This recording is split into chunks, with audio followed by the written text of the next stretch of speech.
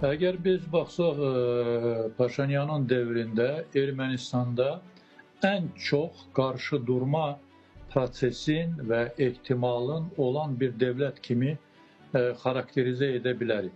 Ancaq bütün bunlara baxmayaraq Paşinyan bütün bu prosesləri müəyyən bir şəkildə idarə etməyi bacarır.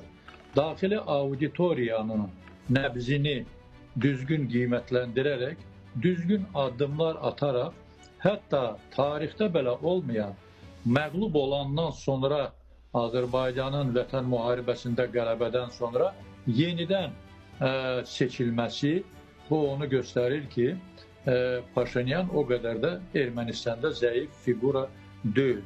Və burada bəzi səbəblər var.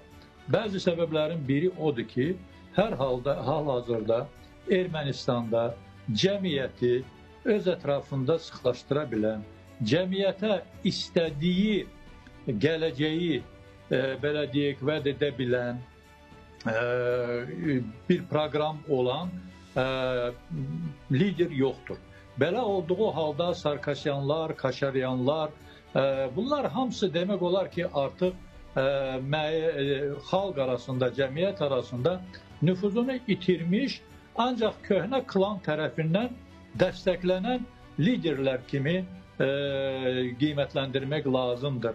Ancaq o liderlərin əlbəttə Paşinyanla çəkisi çox azdır. Ona görə də mənə elə gəlir ki, bu prosesləri Paşinyan çox yaxşı idarə edir və hətta öz xarici siyasətində də Rusiya ilə və Qərblə iki ziddiyyət daşıyan bir belə deyək, proseslərlə, istiqamətlərlə müəyyən bir şəkildə siyasətini məhz öz hakimiyyətinin davamını təmin edən və öz hakimiyyətini saxlamaq üçün imkanları əldə edən bir lider kimi hal-hazırda belə görünməkdədir. O ki, qaldı qarşıdurma, mənə elə gəlir ki, qarşıdurma ehtimalı həmişə var. Ona görə ki, biz bilirik ki, Ermənistan ərazisində və Ermənistanın apardığı bugünkü siyasətdə Rusiya və Qərb maraqları toqquşur. Və təbii ki, bu toqquşma prosesi və maraqlar nə qədər ziddiyyətli olacaqsa və toqquşma ehtimalı nə qədər çox olacaqsa, nöqtələri nə qədər çox olacaqsa, o qədər də Ermənistanda qarşıdurma prosesi aktivləşə bilər.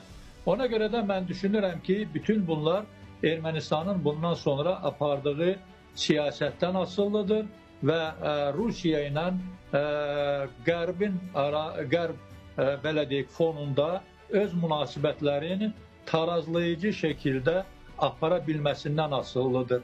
Çünki biz bilirik ki, son zamanlar Rusiya ilə də müəyyən bir istiləşmələr getdi və bu bir daha onu göstərir ki, mən prinsip cəhətdən öz fikrimi yenə də səsləndirmək istəyirəm, mən bunu səsləndirmişdim.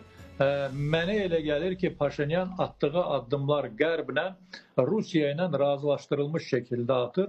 Ona görə də Rusiyanı Ermənistanın atdığı addımlar çox da qıcıqlandırmır.